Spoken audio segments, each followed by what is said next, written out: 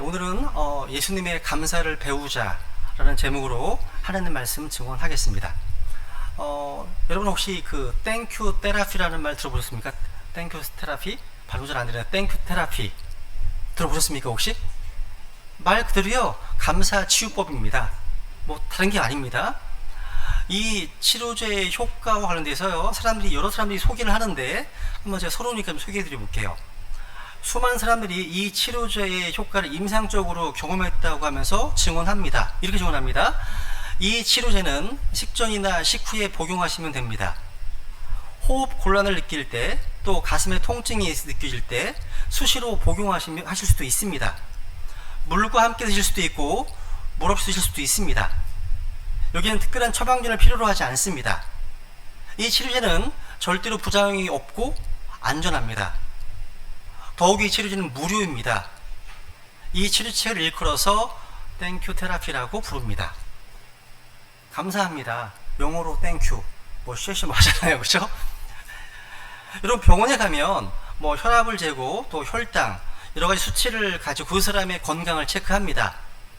예를 들어 최고 혈압이 150 이상이고 최저 혈압이 90 이상이면 고혈압이라고 부를 수 있습니다, 그죠? 근데 사람의 건강은요, 육체적 치수, 어떤 물리적 지수로만 평가할 수 없습니다. 왜냐하면 인간은 지정의를 가진 영적 존재이기 때문에 그렇습니다.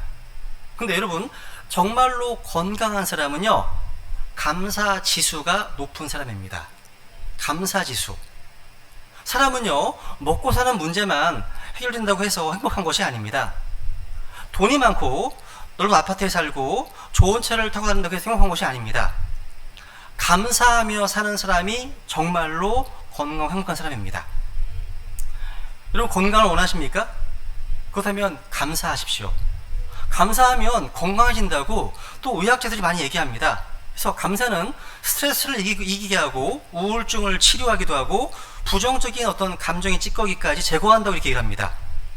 그래서 어떤 목회자는요, 이 감사가 최고의 항암제이고 해독제이고 방부제이다 이렇게 얘기했습니다. 감사가요. 여러분 잘 아시는 마틴 루터 아시죠? 이 마틴 루터는 이런 말을 했습니다. 마귀의 세계에는 감사가 없습니다. 맞아요. 감사하지 않습니다. 그래서 우리가 모든 일에서 항상 감사하며 살아가면 마귀는 괴로워하고 고통을 당한다는 겁니다. 여러분 성경에 보면요, 이 땡크란 말, 감사하다는 말, 이 말이요, 우리 입술의 열매이고 주님께 드리는 희생 제물로 표현되어 있습니다. 혹시 여러분 성경에서요, 아담으로부터 시작해서 주님께 감사를 드린 사람들로 누가 가장 먼저 주님께 감사를 드렸는지 혹시 찾아볼 수 있으십니까? 누가 가장 먼저?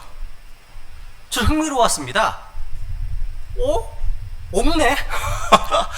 앞부분이 아무리 없네? 그러니까 아담에서 시작해서요, 창세기에 나와 있는 어떤 많은 사람 이름이 나오잖아요. 근데 주님께 감사를 드린 기록이 없어요. 창세기에 없습니다.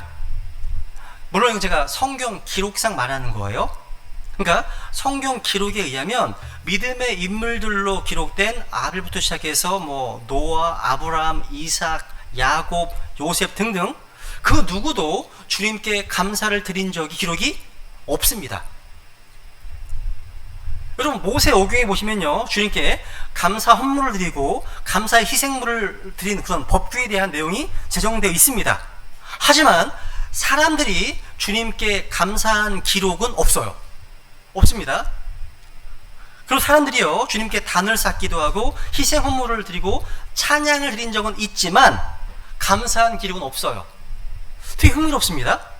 그러니까 히브리 11장에 보시면 믿음의 조상들이 순종을 통해서 믿음의 좋은 평판을 받았지만 주님께 감사를 드린다, give thanks unto the Lord, 이런 표현은요 없다는 거예요. 그러다가 이 감사라는 단어가 주님께 드려져서 제일 처음 나온 곳이 사무엘 하 22장이었습니다. 한번 볼게요. 사무엘 22장. 성경에서 처음으로 주님께 감사를 드린 사람으로 기록된 인물은 바로 다윗입니다. 사무엘 22장 50절. 그러니까 뭐 왕께 감사한 것도 있고 하지만 주님께 감사한 거 얘기하는 겁니다. 사무엘하 22장 50절 우리 같이 읽어보겠습니다. 시작. 그러하온즉 오 주여 내가 이 교도들 가운데서 주께 감사를 드리고 노래로 주의 이름을 찬양하리이다. 야, 주께 감사를 드리며 give thanks unto thee 돼 있죠, 그죠? 주께 감사를 드린다. 그러니까 다윗은 주께 감사를 드린 성경 기록상 첫 번째 인물입니다. 다윗은요. 이거 성경 퀴즈에 낼 만한 문제입니다. 이게요. 꼭 기억하세요. 다윗은 주님께요, 자신이 주님께 감사를 드릴 뿐만 아니라 역대상 16장 4절에 보시면 레위 사람들 중에서 몇 사람을 임명해서 주님께 감사하고 찬양하게 했습니다. 다윗은요. 그래서 역대기 상하를 보시면요, 다윗은 주님께 감사를 하고 또 모든 사람에게 감사를 드리도록 가르쳤습니다. 특히 시편에 보면 다윗은요, 주의 말씀을 묵상하는 사람이고 주님을 찬양하는 사람뿐만 아니라 주님께 감사하는 사람으로 이제 특징 지어져 있는 인물입니다. 다윗은요, 자신의 삶이요, 그 누구보다도 고난과 고통 가운데 살았지만 주님께 감사가 넘치고 찬양이 넘친 사람이었다는 사실입니다. 잘 보세요. 아까 내가 주님께 감사를 기부하겠대. 기부가 뭐예요? 주는 겁니다. 드리는 겁니다. 여러분, 우리가 가지고 있는 것은 다 주님으로부터 받은 거 아닙니까? 받은 거예요. 근데 사람이요, 주님께 뭔가 드릴 수 있는 것이 있다면 그게 뭐라는 거예요? 감사라는 겁니다.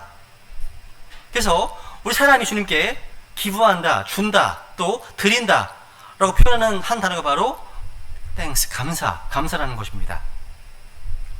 여러분, 사복음서에 보시면 지금부터 2000년 전 이 땅에 오신 예수님은요, 문자 그대로 하나님께 감사를 드리면서 이 땡큐 테라피를 자기 평생에 적용하며 사신 분이십니다.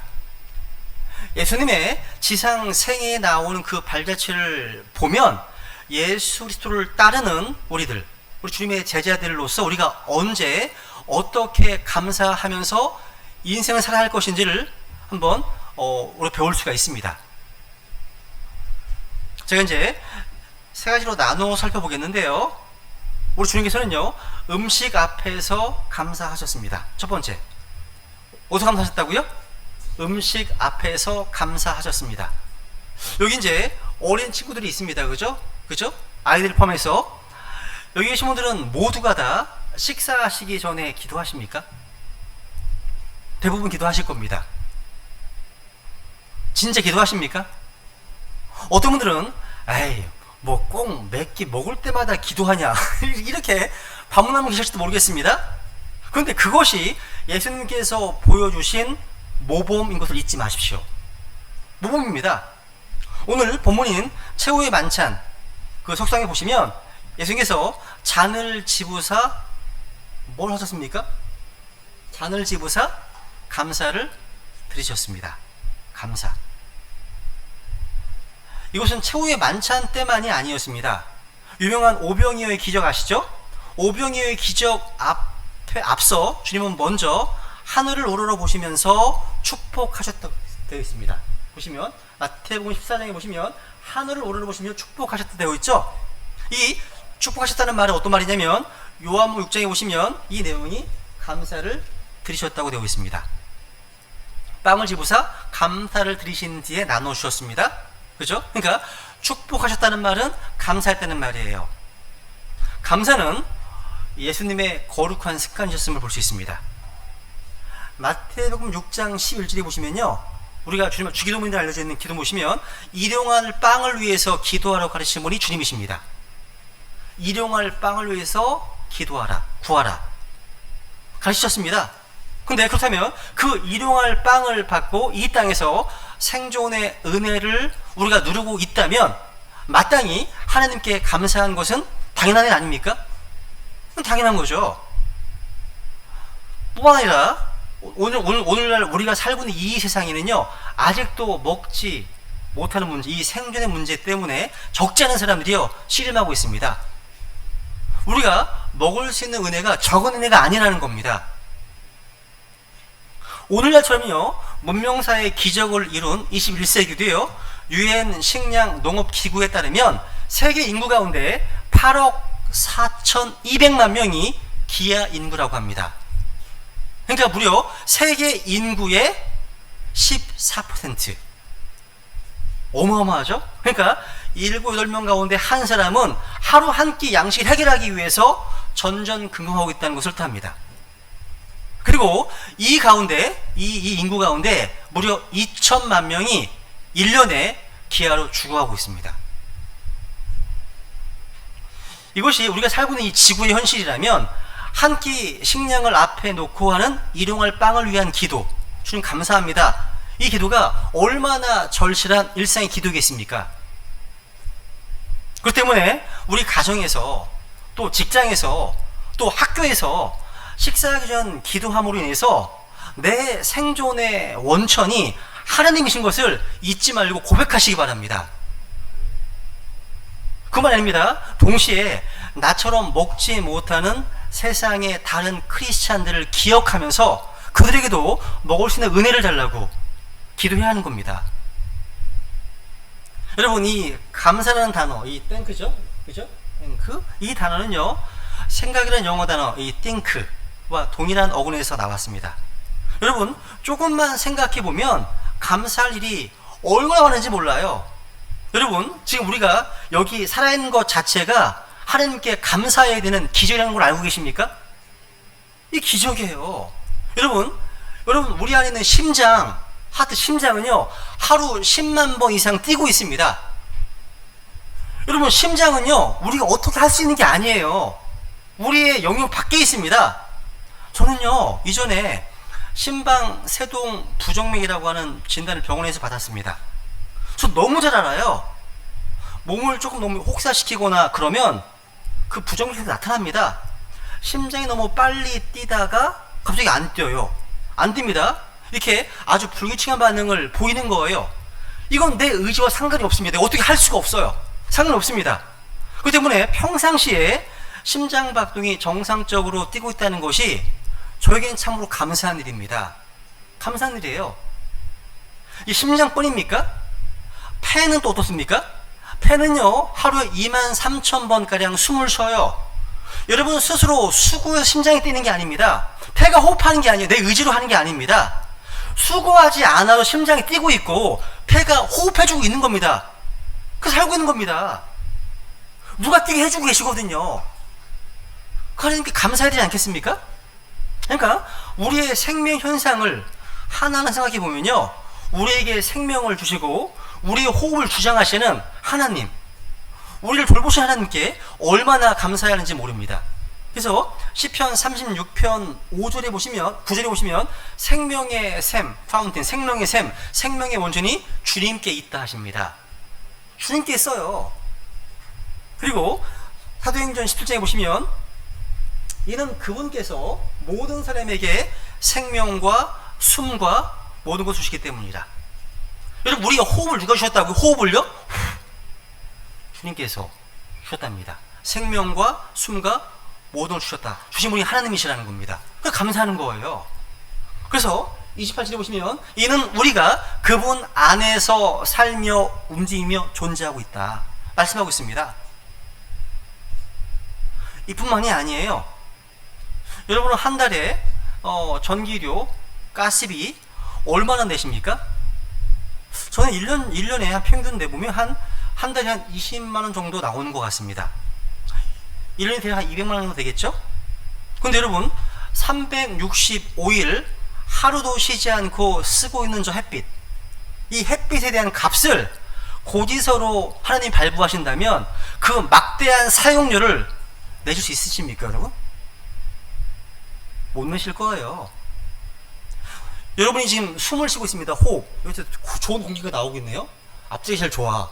좋은 공기가 나오고 있습니다. 1등석. 그죠? 우리가 지금 산소를 호흡하고 있습니다. 여러분, 교통사고가 나서 병원에 실려온 사람에게 산소통을 설치해서 인공호흡을 시키는데 그 산소 값이 얼마인지 아세요? 무지 비쌉니다. 3일이면 100만 원입니다. 3일이면. 그러니까 하루에 30만 원 정도 되는 거죠. 30만 되는 거죠. 그러니까 사고를 당하지 않는 우리는요, 매일 30만 원 가량의 산소를 프리리 무료로 지금 마시고 있는 거예요.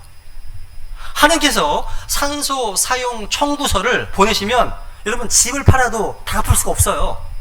못 갚습니다. 이렇듯 일생 동안 마음껏 산소를 공짜로 마시도록 해주신 것만으로도 충분히 감사할 이유가 된다는 겁니다. 즉 한번 생각해 보시라고, 감사가 좀 충만한 삶을 사시라고 이런 말씀을 드리는 겁니다. 여러분, 우리 인생에서 정말 소중한 거, 귀한 것 다 주님으로부터 거저받았습니다. 우리가 받은 영원한 생명, 구원도 너무 소중한 것이기 때문에 우리가 값없이 거저받은 겁니다. 하나님은 너무나 귀한 값을 지불하신 거고요. 독생자의 피를 흘리신 거니까. 그죠? 그래서 로마서 3장 23, 24절 읽겠습니다. 시작. 모든 사람이 죄를 지어 하나님의 영광에 이르지 못하더니 그리스도 예수님 안에 있는 구속을 통해 하나님의 은혜로 값없이 의롭게 되었느니라. 야, 23절이 우리가 구원받기는 모습이었잖아요. 24절 오니까 넘어오니까 값없이 의롭게 되었어요. 공짜로 값없이 프릴리하게. 읽어볼까요? 6장 23절 시작. 죄의 싹슨 사망이나 하나님의 선물은 예수 그리스도 우리 주를 통해 얻는 영원한 생명이니라. 우리는 영원한 생명을 우리 주 예수 그리스도를 통해서 믿음으로 값없이 선물로 받았습니다. 영적인 것 말고도요, 물리적인 것도요, 정말로 소중한 것들은 다 하나님으로부터 거저받은 거예요. 우리의 생명뿐만 아니라 이 자연, 공기, 물, 해와 달과 별, 일할 수 있는 힘과 지혜, 재능 다 하나님으로부터 거저받은 겁니다. 여러분, 그 모든 것 때문에 하나님께 감사해 보셨습니까? 감사 많이 하십니까? 여러분, 감사하기보다는 오히려 이 모든 것들을 아주 당연한 것으로 생각하시면서 에이, 뭘 그런 것들까지도 감사를 해 라고 하신다면 우리가 아까 봉독했던 시편 136편 이 말씀을 통해서 배워야 합니다. 우리가 오늘 이 말씀을 증언하기 전에 시편 136편 말씀을 봉독했는데 그 시편이 어떤 내용이 나옵니까? 제가 말씀드린 이런 것들을 구체적으로 조목조목 감사하는 내용이 나오지 않았습니까? 그래서 시편이 감사의 시편으로 불리는 시편입니다. 그러니까 1절부터 26절까지 한 절에 한 번씩 계속 감사하라, 감사하라, 감사하라는 말이 반복되고 있습니다. 제 기억나는 거는 개그 콘서트에서 그나마 괜찮은 코너가 뭡니까? 감사합니다. 감사합니다. 영어로 뭐 하게 타잖아요. 좋은 프로다 이거. 이건 좋은 거다. 이건 좋은 거다 생각했습니다. 저는 그 시편 기자가요, 이 기자는 정말로 감사가 생활화된 그런 감사의 사람이구나라고 생각하게 되었습니다. 뭘 감사했어요? 하나님의 선하심, 긍휼하심, 창조의 위대함, 또 하나님의 우리를 구속하시고 인도하시고 돌보시고 먹이시는 내용을 조목조목 감사하고 있는 겁니다. 우리는 그 시편을 읽어보시면서 우리 자신을 비춰보시면 좋겠습니다. 나의 삶은 이 시편 기자처럼 감사가 넘치는 삶을 살고 있는가? 여러분 어떠십니까? 두 번째, 우리 주님께서는요, 축복 앞에서 감사하셨습니다. 신약에 보면 이 감사와 축복이 거의 동의어처럼 서로 연결되어서 사용되고 있다고 말씀드렸습니다. 예수님은요, 아무리 작은 식량이라도 먹을 수 있는 것이 하나님의 복이다 라는 것을 아셨고, 그래서 먹기 전, 식전에 감사 기도를 하셨습니다. 이 감사 기도는 동시에 축복 기도였던 겁니다. 그런데 이런 축복 기도는요, 또다시 축복을 나누는 기적을 낳았습니다. 이게 오병이어 기적의 본질이에요. 한번 마태복음 14장 19절 한번 이 기적 현장 리포트를 가보겠습니다. 14장 19절 한번 읽겠습니다. 시작. 무리에게 명령하사 잔디에 앉게 하시고 빵 5개와 물고기 2마리를 취하사 하늘을 우러러 보시며 축복하시고 빵들을 떼어 자기 제자들에게 주시며 제자들이 무리에게 주니 되어 있죠. 하늘을 우러러 보시며 축복하셨습니다. 그 동일한 내용이 요한 6장에 잘 나와 있습니다. 읽겠습니다. 시작. 예수님께서 이르시되 그 사람들을 앉게 하라 하심에 이제 그곳에 잔디가 많으므로 이에 그 사람들이 앉으니 수가 5천쯤 되더라. 예수님께서 빵을 집으사 감사를 드리신 뒤에 제자들에게 나누어 주시니 제자들이 자리를 잡은 자들에게 나누어 주고 또 그와 같이 물고기도 그들이 원하는 대로 주시더라. 한번 여러분 이 배경을 한번 생각해 보세요.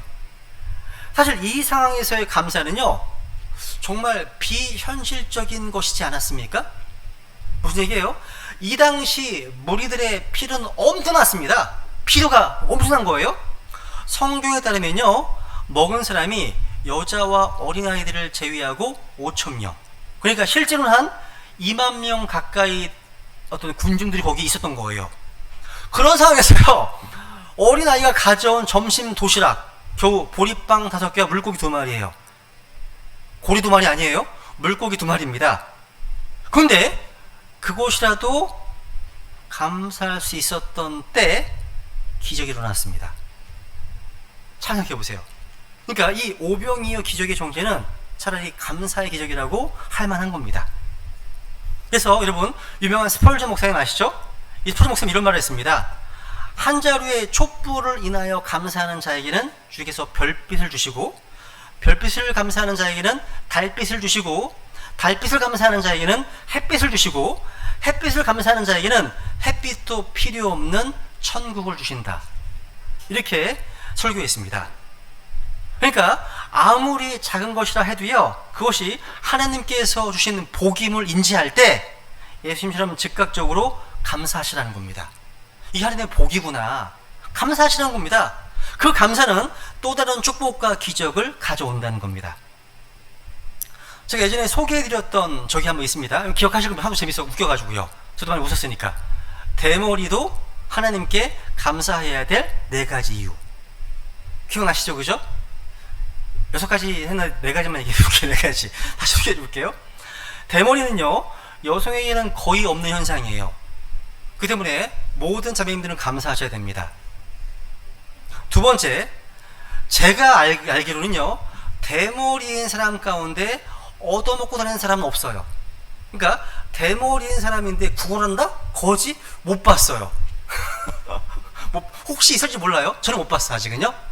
세 번째, 머리가 대머리이기 때문에 비누와 물과 샴푸를 상당히 절감할 수 있습니다. 야, 이거 뭐 머리 길면 굉장히 많이 물을 막 계속 하잖아요, 그죠? 네 번째, 하나님을 편하게 해드립니다.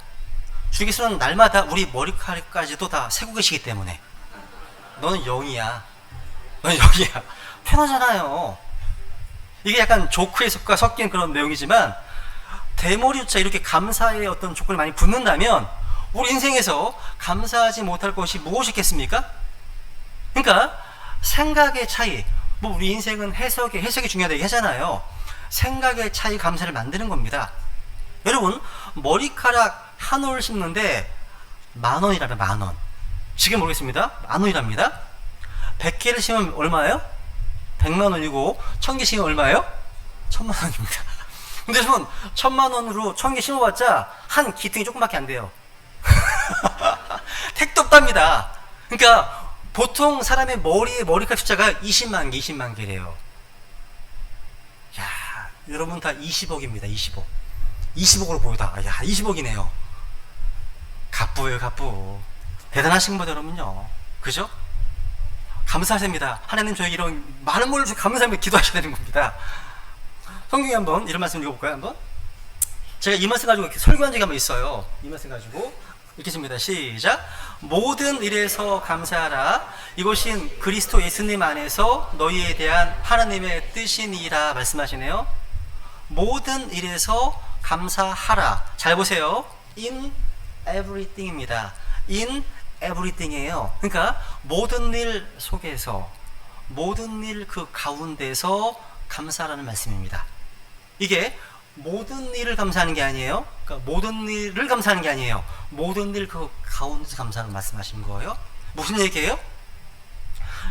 여러분이 닥친 질병, 또 도산, 파산, 누군가의 죽음, 그 자체를 감사하는 게 아니에요.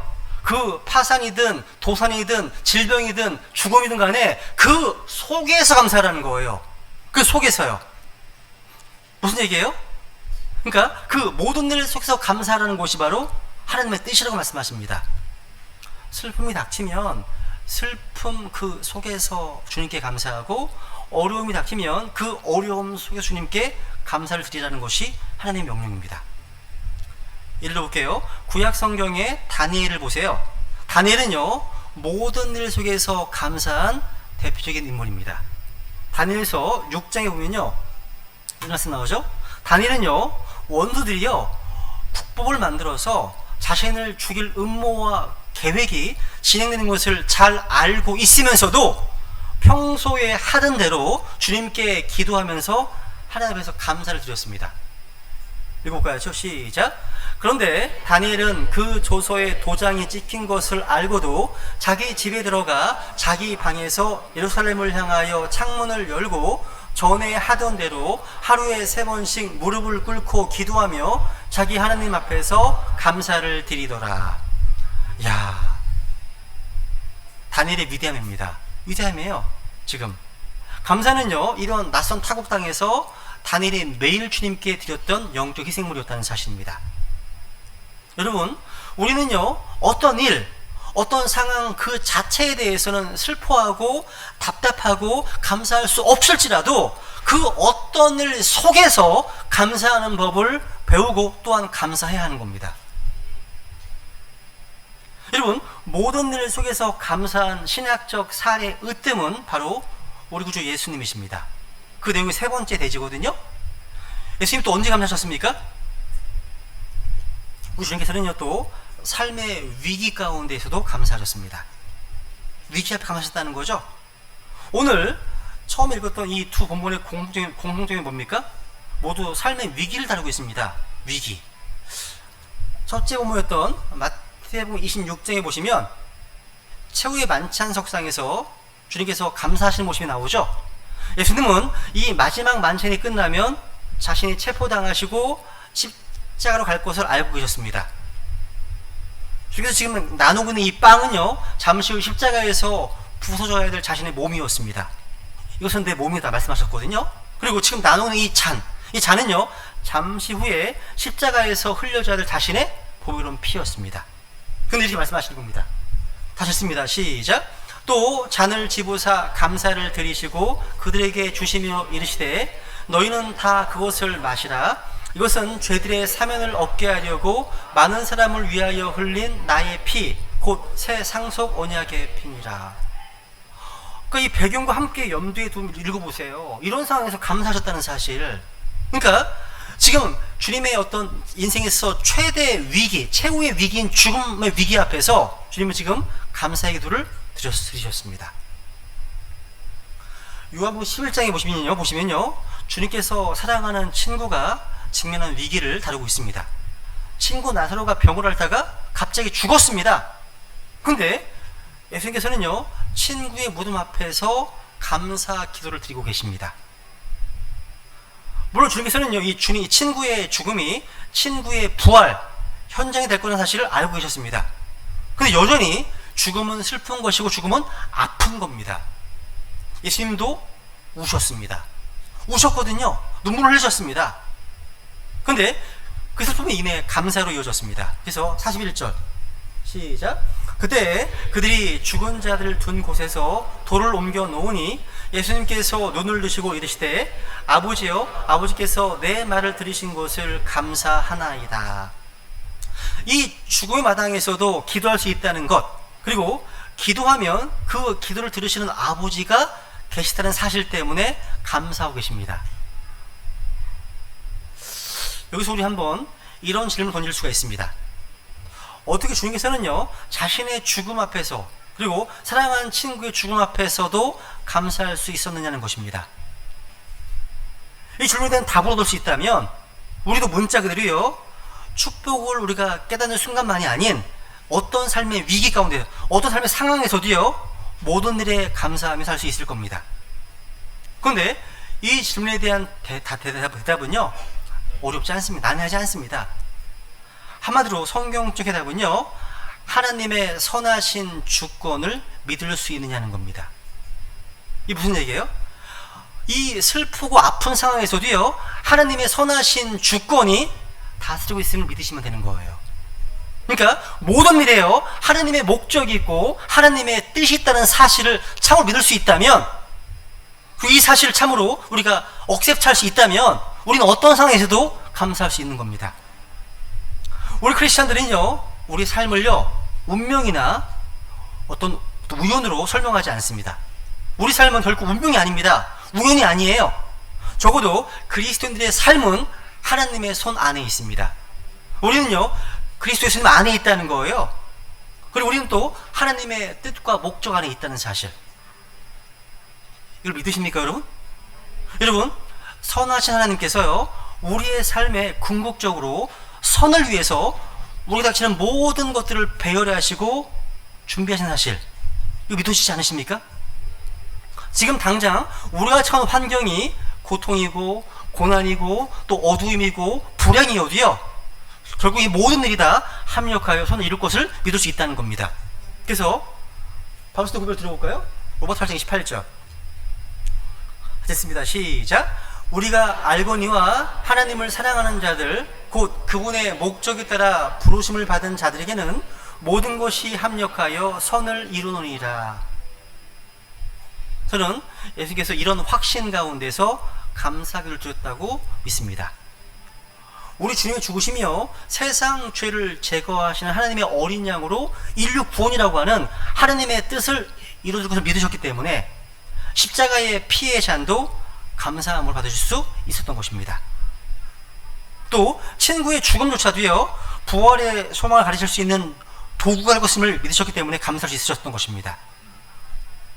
만약 우리도요, 우리 삶에서 부딪히는 모든 역경과 어려움의 벽에 존재하고 움직이는 하나님의 선하신 뜻, 그러니까 오늘은 보이지도 않고 이해는 안 가지만 내일 드러나고 이루어질 그 선하신 뜻을 믿을 수만 있다면 우리는 감사할 수 있는 거예요.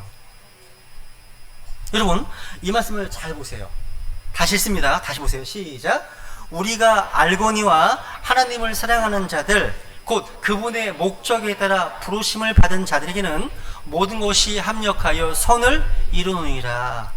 이 말씀을 오늘날 많은 크리스찬들이 가장 좋아하는 구절 중 하나로 꼽는 말씀이에요. 그런데 이 말씀의 의미를 정확히 안다면 아마 그걸 포기할 겁니다. 여러분, 이 말씀 앞에 문맥을 보시면 여러분, 이 구절이 어떤 의미인지 더 명확해질 겁니다. 여기 앞에 보시면 21절부터 보시면요, 어떤 내용이면 이 세상은 지금 저주 아래 있다. 모든 창조물이 신음하고 있다. 저주 가운데 있다. 우리에 속한 사회도 저주 가운데 있고 심지어 우리가 입은 이 몸도 저주 아래 있음을 선포하고 있습니다. 성경은 온 세상이 사악함 속에 있다고 말씀하고 있습니다. 성경은 여기 마지막 시대가 되면 속이는 일이 더욱 많아질 것이라고 말씀하셨습니다. 그러니까 이 세상의 모든 것들은 다 저주 아래 있습니다.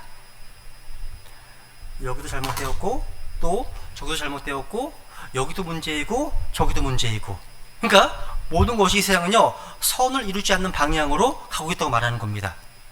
우리 주위에 고통이 있고 또 아픔이 있고 고난이 산재에 있다는 거예요. 그러니까 이 세상에요, 신음이 있고 또 산고가 있다는 말씀입니다. 여러분 생각해 보세요. 구원받은 그리스도인의 몸과 구원받지 못한 그리스도의 몸에 뭔 차이가 있어요? 무슨 차이가 있습니까?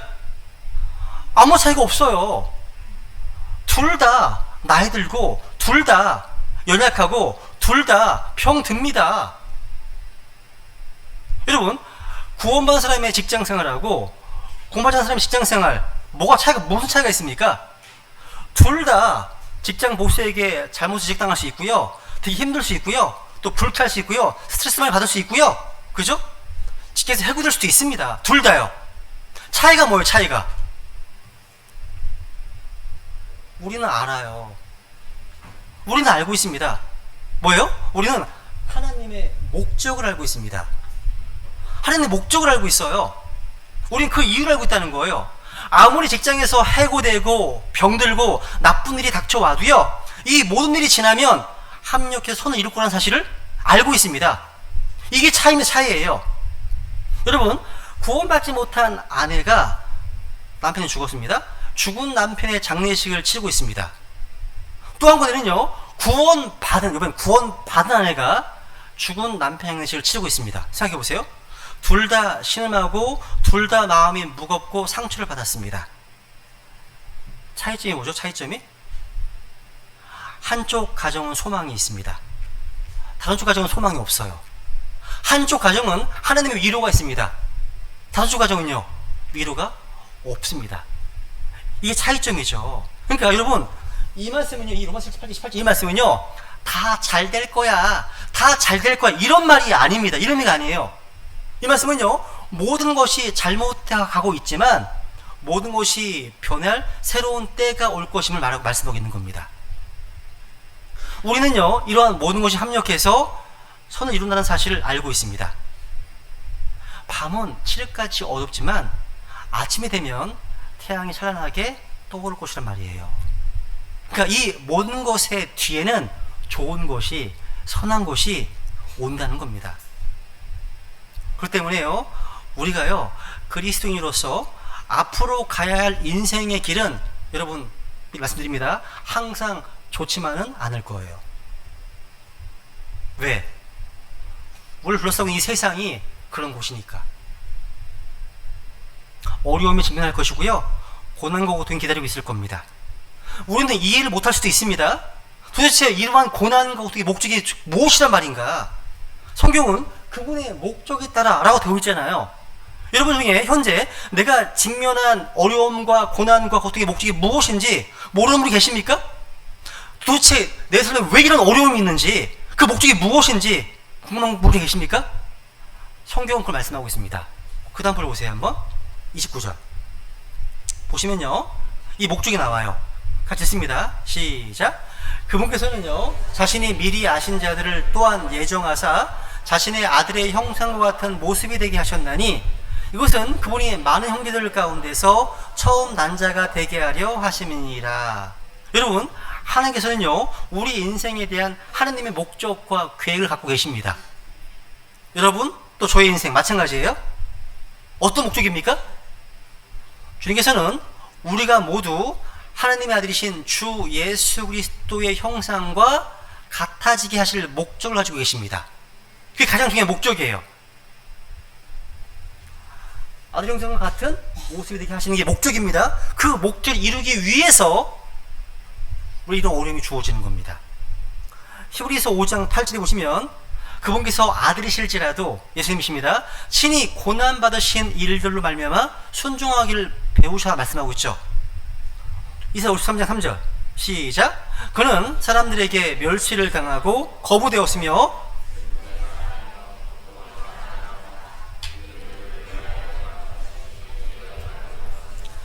그는 멸시를 당하였고 우리는 그를 귀히 여기지 아니하였도다.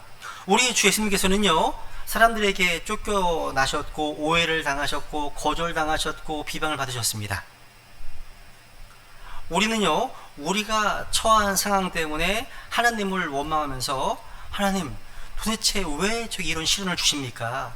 제가 바르게 살려고 얼마나 노력했는지 좀 아시지 않습니까? 라고 할 수 있습니다. 그런데 우리는요, 우리 주 예수님께서도 바르게 사셨지만 수많은 어려움과 고난에 직면하셨음을 잊지 말아야 됩니다. 주께서는요, 모든 어려움과 고난을 통과하시고 이겨내시고 승리하셨습니다. 하나님께서는요, 이제 우리도요, 그 주님과 같이 되기를 원하시는 겁니다. 주께서는요, 33년 반 동안 이 세상하실 때 피곤함과 배고픔을 느끼셨고요, 사람들에게 얼굴도 주먹으로 맞으셨고요, 또 신족으로부터 조롱도 당하셨고요, 결국 죽음의 고통도 당하셨습니다. 그러니까 모든 고난을 온전히 담당하셨다는 겁니다. 창조 하나님께서 인간의 몸으로 오셔서 그런 대접을, 그런 모순을 받으셨다는 사실. 여러분, 그런 얘기 많이 하시지 않으세요? 우리 교제하실 때, 간증하실 때, 예수님처럼 되기 원합니다, 주님 닮기 원합니다, 이렇게 고백하잖아요, 여러분. 그죠? 그 고백, 그 소망은 올바른 거예요. 좋은 겁니다. 그래서 주님께서요, 우리의 그 소망대로 우리가 주님과 같이 다 되게 해주실 겁니다. 근데 그러기 위해서는 반드시 통과해야 되는 것이 있다는 거예요. 그게 뭐라는 거예요? 고난과 어려움이 있다는 겁니다. 어쨌든 하나님의 목적은요, 여러분과 저를 예수 그리스도처럼 만들어 주시는 것입니다. 그게 되기 위한 유일한 방법이 뭐예요? 방법이 뭡니까? 방법이? 예수님께서 걸으셨던 그 길을 우리도 걷는 거예요. 예수님께서 만나셨던 그 와일드한 사람, 그 거친 사람들을 우리가 만나고 예수님 경험하셨던 그 모든 그런 고난을 우리가 경험하는 겁니다. 그 목적을 위해서요. 그렇습니다. 여러분, 이제 마무리하겠습니다. 여러분, 감사할 수 없는 우리 오늘의 상처, 아픔, 고통에도 불구하고요, 이 모든 것은 마침내 합력해서 하나님의 뜻을 이루고 말 것입니다. 그런 믿음이 있을 때 우리는 모든 일에 감사할 수 있습니다. 우리를 둘러싸고 있는 상황이 어떠든 간에 우리는 하나님의 목적과 그분의 뜻을 믿을 수 있기 때문에 감사할 수 있다는 거예요. 그죠? 그래서 제가 서론에서 언급했던 이 땡큐 테라피, 이건요, 하나님의 목적과 선하신 주권을 수용하고 살아가는 성도들만이 적용할 수 있는 인생의 처방이라고 할 수 있습니다. 크리스찬들은 언제나요, 어디서나 감사할 수 있는 사람들입니다. 그리고 그들이야말로 우리 인생의 고난을요, 승리로 바꾸며 사는 사람들이라고 할 수 있습니다. 저는 우리의 교제 모임이 여러 가지 문제를 나누는 기도의 마당일 뿐만 아니라 감사를 나누는 시간이 되기를 원합니다. 물론 힘들고 또 어려운 일이 너무나 많이 있지만 기도할 수 있다는 것이 감사하고, 또 기도를 함께 나눌 사랑하는 지들이 있다는 것이 너무나 감사하고, 또 기도를 올려드릴 하나님 아버지가 있다는 것, 그걸 믿는다는 것이 너무나 감사하고, 또 하나님의 뜻 안에서 우리의 기도에 선하게 응답해 주실 것을 믿기 때문에 감사하는 겁니다. 우리 교회가요, 감사로 충만한 모임이 되기를 간절히 원합니다. 우리 모두 감사하십시다.